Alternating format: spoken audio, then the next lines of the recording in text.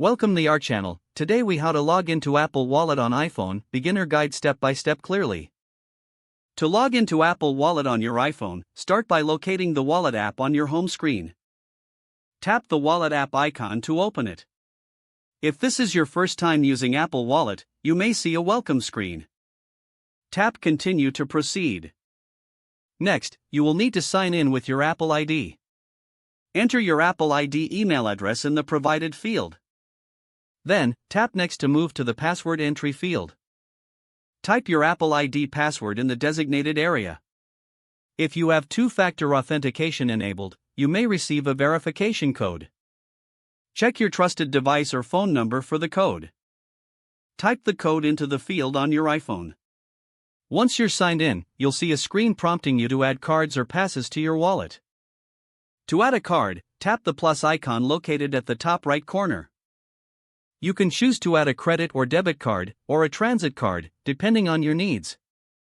Follow the on-screen instructions to enter your card details.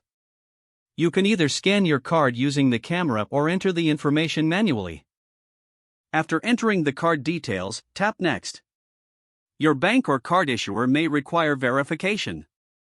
Follow any additional steps requested by your bank to complete the process. Once verification is complete, your card will be added to Apple Wallet.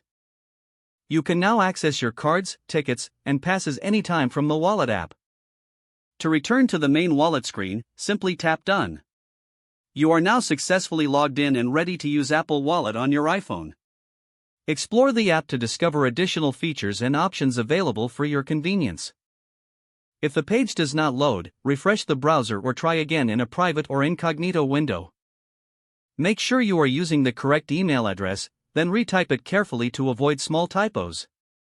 If your password is not accepted, use the reset option and create a new strong password you can remember. Check your spam folder for verification or security emails, then complete any requested confirmation steps.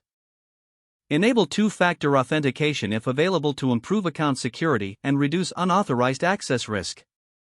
After signing in, review your profile details so your contact information and settings are accurate and current.